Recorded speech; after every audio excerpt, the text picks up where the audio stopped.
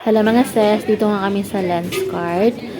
And mag-check lang kami ng contact lenses or eyeglasses para kay Sumit. Pero yun nga, sabi ay dapat i-check mo na yung eyes niya. Dito ay tapos na yung pag-check ng eyes niya and nababayad na siya guys. So, nakapag-decide siya na contact lenses muna. Yung pwede mo lang siyang itapon.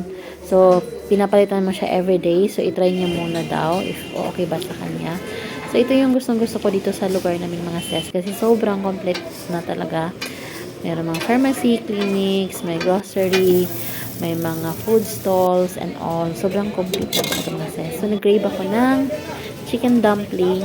Actually, mga sis, once in a blue moon lang talaga kumakain ng dumpling at saka yung mga food dito sa labas, mga sis. Pero, gustong-gusto ko yung manok, like, parang mga roasted chicken, yon. Pero yung ibang mga food outside, hindi ko kinakain, mga sis. Tsaka ito lang din, mga sis, parang twice pa lang ako nakakain ng chicken roll dito sa India pagdating ko dito. Kasi gumagawa ako sa bahay. So, Hi guys, dito kami sa aming society, umuwi na pero kami, mga sis. maglalakad-lakad Pero, muna kami dito nag-walking sa... muna ako dyan. Well, super busy yung asawa ko sa kanyang phone. Kasi yung mga clients ay kahit na magnanay na yan, mga sis, sumatawag pa din sila. Actually, more than an hour yata ako nag-walking talaga, mga sis. Kasi nga, sumasakit yung likod ko, yung dibdib ko pag hindi ako nag-walking. So, mga 5 days ko na yata to, 4 days na nag-walking.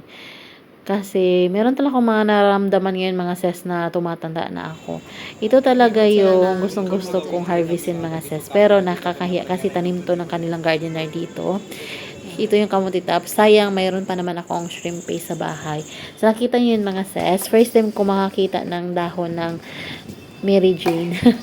So, ito yung mga bata. Gising pa yan sila. Nakikapaglaro yung mga nanay. So, iniwan ako ni Sumit, mga sis.